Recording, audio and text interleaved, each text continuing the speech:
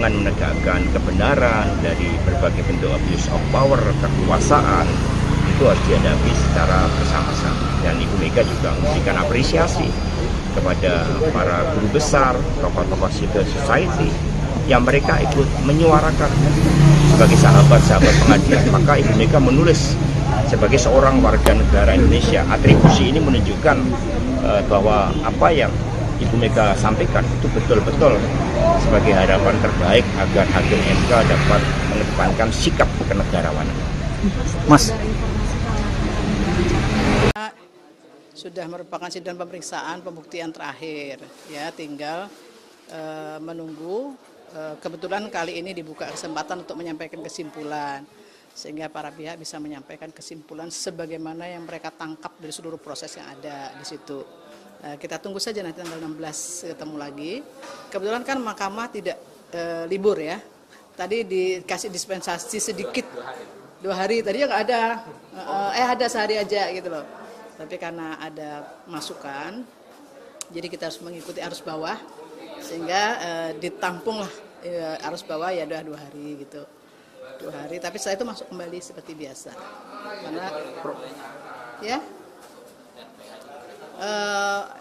Karena besok udah mulai masuk terus menerus itu sudah sampai terus, karena kan ada pileg juga. Prof, berarti 4 menteri ini terakhir, maksudnya tidak akan ada pemanggilan yang untuk mendapatkan keterangan lagi dari... Sudah selesai, sudah sudah dipandang sudah cukup lah ya, karena memang speedy trial ya, nggak mungkin kita mengundang sekian banyak pihak gitu ya, kecuali kalau sidang PUU beda ya. Kesimpulannya masuk di tengah-tengah RPH itu apa? Kesimpulannya nggak apa-apa, nggak masalah, karena memang harus berjangkauan. Sekjen PDIP kembali menyinggung ketidakhadiran Presiden Jokowi dalam sidang sengketa Pilpres. Padahal Mahkamah Konstitusi memastikan pihaknya tidak akan memanggil Jokowi. Pada Sabtu 7 April kemarin, MK bahkan sudah mulai rapat permusyawaratan hakim atau RPH. Hasto mempertanyakan apakah Presiden Jokowi siap apabila diminta dihadirkan oleh MK terkait sidang Pilpres. Sekjen PDIP itu mengatakan Megawati berkenan hadir jika dipanggil MK. Pernyataan itu disampaikan Hasto di sela-sela menjelaskan permintaan kubu Ganjar Mahfud soal audit forensik. Hasto menilai kehadiran Megawati dan Jokowi di MK justru akan memberikan pendidikan politik bagi masyarakat. Namun sebaliknya, jika tidak ada kesanggupan, maka hal itu semakin menunjukkan sisi gelap kekuasaan. Nah, harapan saya kira tentu kita tidak boleh mengintervensi ya. Mahkamah Konstitusi ya tentu punya kewenangan mutlak ya dan independen. Tentu pemerintah tidak boleh ikut campur. Nah, harapannya tentu kalau saya putusannya seperti apa yang terbaik untuk bangsa ini. Saya kira itu saja. Ya itu. Mudah-mudahan hasilnya yang terbaik untuk bangsa ini apapun. Dan masalah Pak Tony ya kita harapkan beliau akan menjadi kepala staf yang... Hakim MK putuskan sengketa Pilpres pada 22 April 2024, semua pihak diminta legowo apapun hasilnya. Hakim MK putuskan sengketa Pilpres pada 22 April 2024, semua pihak diminta legowo apapun hasilnya. Sengketa Pilpres 2024 akan segera diputuskan Hakim Mahkamah Konstitusi, MK. Semua pihak diminta lapang dada apapun hasilnya. Hakim MK akan segera memutuskan sidang sengketa Pilpres 2024 usai Lebaran Idul Fitri 2024. Tepatnya pada 22 April 2024, Majelis Hakim MK akan mengucapkan putusan ketetapan dan penyampaian salinan keputusan ketetapan. Saat ini sengketa hasil pemilihan presiden dan wakil presiden atau Pilpres 2024 di Mahkamah Konstitusi, MK, memasuki babak akhir setelah menggelar 7 kali persidangan.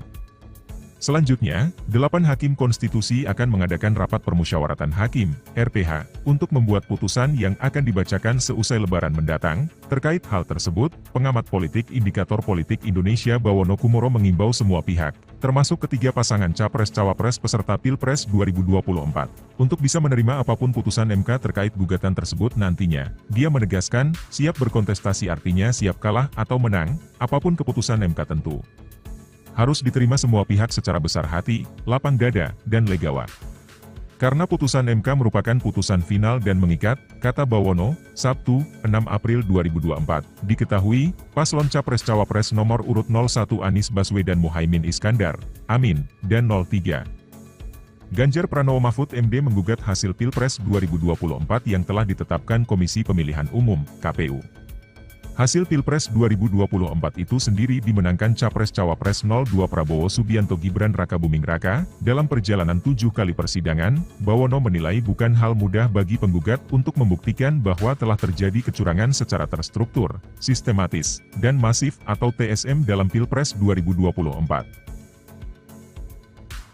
Beredar seruan aksi demo akbar di Gedung Mahkamah Konstitusi dan Istana Negara. Demo tersebut rencananya bakal digelar pada 19-22 April 2024 mendatang. Aksi besar-besaran itu dilakukan untuk mengawal putusan MK terkait hasil sengketa Pilpres 2024 yang akan diumumkan pada 22 April. Dalam seruan tersebut, tercantum sejumlah nama yang diklaim bakal ikut demo. Salah satu nama yang tercantum adalah mantan Panglima TNI Gatot Nurmantio. Meski demikian, Gatot membantah hal tersebut. Gatot membantah kabar tersebut melalui postingan Instagram pribadinya pada Minggu 7 April. Mantan Panglima itu mengatakan, pencantuman nama dalam seruan demo itu tanpa seizin dan sepengetahuannya. Ia menegaskan bahwa pesan berantai seruan demo yang mencatut namanya merupakan kabar tak benar atau hoax. Iya. Terkait dengan gagasan dari Ibu Megawati sendiri yang ditulis di harian Kompas itu ditulis itu menjelang putusan MK itu, apakah ada tujuan untuk tertentu mungkin? Ya, tujuannya Ibu Mega mengungkapkan dengan seluruh perasaan dan pemikiran Ibu Mega, dan itu ditulis tangan oleh beliau berlembar-lembar kepada hakim Mahkamah Konstitusi, tetapi juga kepada rakyat Indonesia. Bagaimana perjuangan menegakkan kebenaran dari berbagai bentuk abuse of power, kekuasaan, itu harus dihadapi secara bersama-sama. Dan Ibu Mega juga memberikan apresiasi kepada para guru besar, tokoh-tokoh civil society, yang mereka ikut menyuarakan sebagai sahabat-sahabat pengadilan. Maka Ibu Mega menulis sebagai seorang warga negara Indonesia. Atribusi ini menunjukkan bahwa apa yang Ibu Mega sampaikan itu betul-betul sebagai harapan terbaik agar hakim MK dapat mengedepankan sikap kenegarawanan. Mas, sudah merupakan sidang pemeriksaan pembuktian terakhir, ya tinggal menunggu. Kebetulan kali ini dibuka kesempatan untuk menyampaikan kesimpulan, sehingga para pihak bisa menyampaikan kesimpulan sebagaimana yang mereka tangkap dari seluruh proses yang ada di situ. Kita tunggu saja nanti tanggal 16 ketemu lagi. Kebetulan kan mahkamah tidak libur ya. Tadi dikasih dispensasi sedikit 2 hari. Tadinya nggak ada, ada sehari aja gitu loh. Tapi karena ada masukan, jadi kita harus mengikuti arus bawah, sehingga ditampung lah arus bawah ya 2 hari gitu. 2 hari. Tapi setelah itu masuk kembali seperti biasa. Karena ya. Karena besok sudah mulai masuk terus menerus itu sudah sampai terus, karena kan ada pileg juga. Prof, berarti 4 menteri ini terakhir, maksudnya tidak akan ada pemanggilan yang untuk mendapatkan keterangan lagi dari? Sudah selesai, sudah selesai, sudah sudah dipandang sudah cukup lah ya, karena memang speedy trial ya, nggak mungkin kita mengundang sekian banyak pihak gitu ya. Kecuali kalau sidang PUU beda. Ya. Kalau kesimpulannya masuk di tengah-tengah RPH itu apa?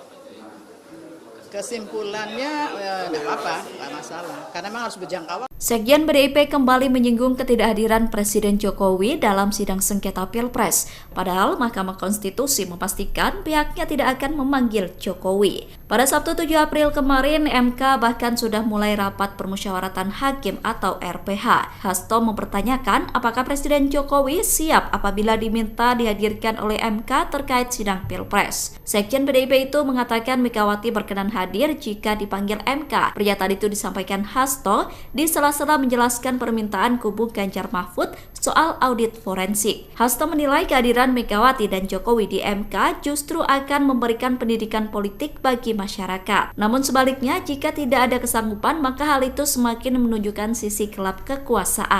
Nah, harapan saya saya kira tentu kita tidak boleh mengintervensi ya. Mahkamah Konstitusi ya tentu punya kewenangan mutlak ya dan independen. Tentu pemerintah tidak boleh ikut campur. Nah, harapannya tentu kalau saya putusannya seperti apa yang terbaik untuk bangsa ini. Saya kira itu saja. Ya itu. Mudah-mudahan hasilnya yang terbaik untuk bangsa ini apapun. Dan masalah Pak Tony ya kita harapkan beliau akan menjadi kepala staf yang Hakim MK putuskan sengketa Pilpres pada 22 April 2024, semua pihak diminta legowo apapun hasilnya. Hakim MK putuskan sengketa Pilpres pada 22 April 2024, semua pihak diminta legowo apapun hasilnya. Sengketa Pilpres 2024 akan segera diputuskan Hakim Mahkamah Konstitusi, MK. Semua pihak diminta lapang dada apapun hasilnya. Hakim MK akan segera memutuskan sidang sengketa Pilpres 2024 usai Lebaran Idul Fitri 2024. Tepatnya pada 22 April 2024, Majelis Hakim MK akan mengucapkan putusan ketetapan dan penyampaian salinan keputusan ketetapan. Saat ini sengketa hasil pemilihan presiden dan wakil presiden atau Pilpres 2024 di Mahkamah Konstitusi, MK, memasuki babak akhir setelah menggelar 7 kali persidangan. Selanjutnya, 8 Hakim Konstitusi akan mengadakan rapat permusyawaratan hakim, RPH, untuk membuat putusan yang akan dibacakan seusai Lebaran mendatang. Terkait hal tersebut, pengamat politik Indikator Politik Indonesia Bawono Kumoro mengimbau semua pihak, termasuk ketiga pasangan Capres-Cawapres peserta Pilpres 2024, untuk bisa menerima apapun putusan MK terkait gugatan tersebut nantinya. Dia menegaskan, siap berkontestasi artinya siap kalah atau menang, apapun keputusan MK tentu harus diterima semua pihak secara besar hati, lapang dada, dan legawa.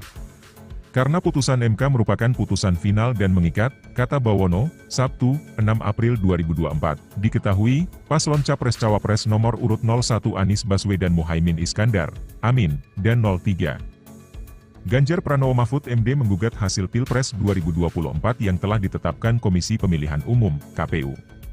Hasil Pilpres 2024 itu sendiri dimenangkan Capres-Cawapres 02 Prabowo Subianto Gibran Rakabuming Raka. Dalam perjalanan 7 kali persidangan, Bawono menilai bukan hal mudah bagi penggugat untuk membuktikan bahwa telah terjadi kecurangan secara terstruktur, sistematis, dan masif atau TSM dalam Pilpres 2024.